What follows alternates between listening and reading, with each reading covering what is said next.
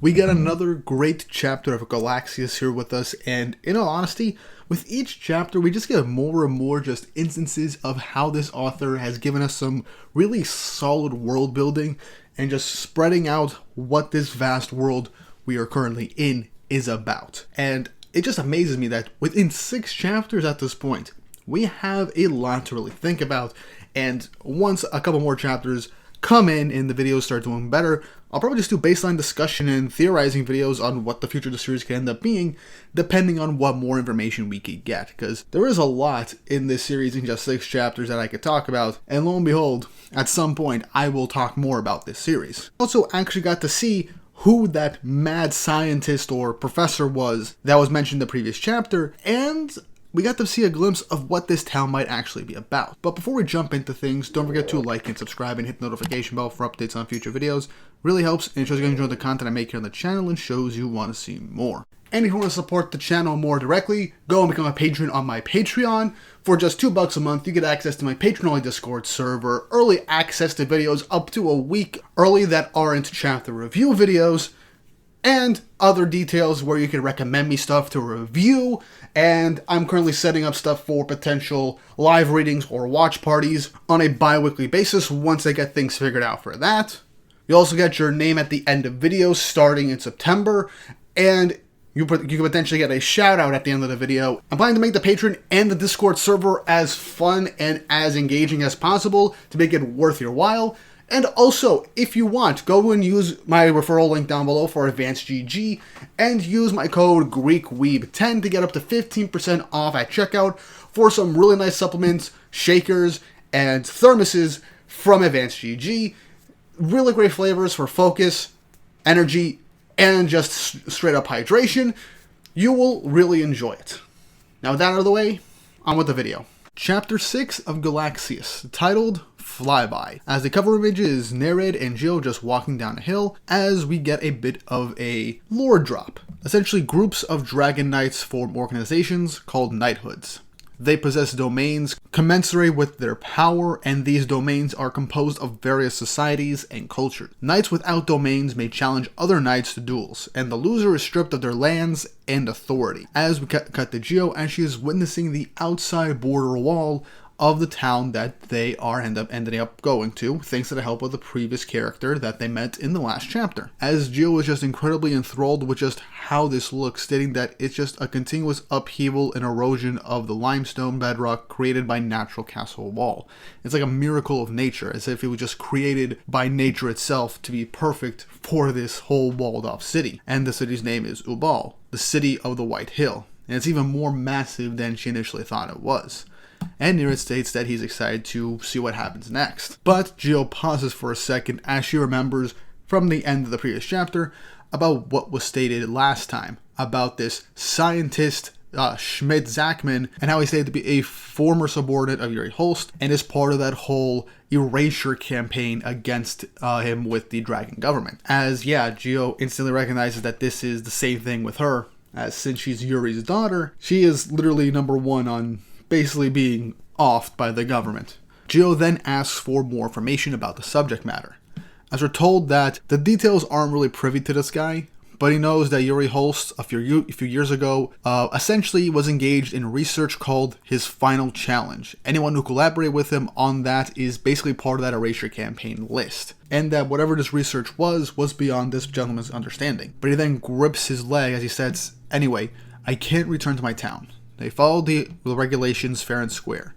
I'm worried about everyone in town. I hope they're not suffering." Now, before I continue on, I just want to say this. In that one panel, he's either doing this for sheer frustration over worrying about his hometown and the people in it, or perhaps, since he stated that the details are something beyond his understanding, perhaps he was originally asked to be part of this final challenge. Maybe he also is somebody that knows Yuri Holst on some level, or at least spoke with him prior, before anything went down. That's all I can really say. Or he really is just frustrated over what happened to his town a few years ago. But Geo then thinks that if they go into town, they might actually get a clue on Yuri Holst. As she looks over to Neraid, as Neraid is just stretching, getting excited for what's going on, as he knows that they're about to just go into the town so that they can find Schmidt. With Neraid telling the gentleman that, yeah, we'll go scope out the town for you, as he's shocked to hear this, as him and Gio just begin to run off. He tells them that they're running into a den of bandits and going to see Schmidt Zachmann of all people, as we then get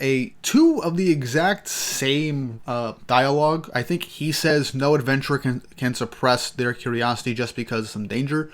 I don't know if this is like a thought bubble, but Gio ends up stating this as well, but also adds on, and we've got to let the townspeople know that you're safe. Reno. His name is Reno. I can't believe I forgot it, and literally I just read this chapter. But as Gio and Neraid are heading on to town, Reno is just in complete shock and horror as he watches them walk off, as he states, that's not it. As then the pair end up entering the town, and it's just a complete ghost town. Nobody is there, no one's on the streets, and it's the middle of the day, giving a bit of a creepy vibe. And it's most likely because of these Dragonites that entered the town and kicked Reno out, perhaps. But as Gio's wondering what's going on, Neraid, obviously not understanding the severity of the situation, begins to yell out to find who Schmidt is and where he is. As Gio once again gives a pretty hilarious facial expression over the stupidity of the matter, as she tells him to just be quiet, as they're going to draw unwanted attention upon themselves, because this town is with bandits and the scientist that they're looking for is with the bandits, so it's going to cause unnecessary trouble most likely. It's then that a mysterious and a little creepy little girl ends up showing up, telling the pair that this isn't good. There's no talking aloud right now. You'll get scolded if you keep making a run. As Gio's wondering what this girl is doing here, as the girl states that nobody from town can come out right now. They're not allowed to leave their homes while the Cane Dragon is passing through. That's been this town's rule for a long time. And as Gio's wondering what this Cane Dragon is, they then hear a bunch of clanging in the air, as the girl says he's here. As they all look into the sky, as something like a comet is soaring throughout the sky, as the Cane Dragon is also known as the Dragon's Eye. And we get a nice bit of world building as well, stating that long, long ago, the first Dragon King created an artificial moon to help him rule the world. Now, obviously, we know this is a whole country, but this whole Dragon King business could most definitely expand to the entirety of the world for all we know. That's also very interesting. Stating that it orbits the Earth at a height of about 190 kilometers and a speed of 28,000 kilometers per hour, which is a lot, because I like the little editor's notes at the bottom in this chapter stating that it's like 118 miles and about 17,000 miles per hour. It's actually something I kind of like about a lot of manga, especially within Kodansha manga, apparently, with some nice editor's notes and translator's notes about certain subject matter and transitioning to better understand some things. But anyway, the girl goes on to say is that it answers to the will of its master, the Dragon King, and can shoot down anything within the atmosphere. It's the strongest power in human history. So that's already really interesting. The Dragon King created this satellite-type moon that travels across the world at very high speeds to essentially strike down anybody that the quote-unquote Dragon King viewed as perhaps a trouble or an enemy. And it's only within the atmosphere. So that's pretty interesting and also incredibly powerful. It's basically like the Dragon King has his own personal, like, constant nuke hovering over the planet. Now, obviously, we might see some more information about it, but this also explains why no one's really out of town, and we might actually get to see a bit more of this as the chapter continues. But perhaps the reason nobody is outside at the time this thing soars through the sky is perhaps they're all kind of criminals in their own right, perhaps. But yeah, I like world building like this. This is already a huge piece of information and lore that is definitely going to get touched on in the later portion of the story. For all we know, this is just too big not to circle around on. As we'll see, might actually have a connection to Neraid. As I like this transitions into a flashback to Gio when she was a bit younger, after getting scolded by her father. As one of the townsfolk just piles it on, says, keep being naughty and then the Dragon King will see and punish you. As he goes on to say, way, way above the sky is the palace where the Dragon King lives. When he finds a naughty kid, his soldiers get mad and drop a star on their head. So, obviously, the whole Cane Dragon thing, just in another manner to kind of scare kids into behaving, which makes it relatively common knowledge. So, that's very interesting to point out, showcasing that her vast knowledge, not just from books and adventure logs, but also from just hearsay from the townsfolk, realizing that this is relatively real. But she then looks over at Neraid as he's just entranced, staring up into the sky, as he's not really responding at first. But when Gio calls out to him, asking him what's wrong, he gasps and snaps back to himself. He's like, sorry, I just spaced out. Now, with this reaction, this star might have something to do with Neraid and have some sort of connection. Heck, it'd be pretty interesting if he was actually like the ego of the Cane Dragon or that whole meteorite for whatever reason, if it is like an actual person that circles around the sky and had an ego, or maybe was created from it. Who knows? But the fact that neraid was so entranced on it showcases some sort of connection. Neraid then looks over at the child, stating that you sure know a lot for a kid. As she states, I like this sort of thing. As neraid says, well, we're the same. As the child smiles, one of the doors ends up creeping open as the townsfolk begin to wander outside of their homes, stating, I wondered what that ruckus was about. Outsiders, huh? As all of them come out with a variety of weapons and farm tools, as they're all kind of looking menacingly at Geo and neraid, as wondering what's going on all of a sudden and why they're surrounded. As they begin to ask the pair, what's your business here, outsiders? If you're dressed like that, you must not be with those damn dragon knights.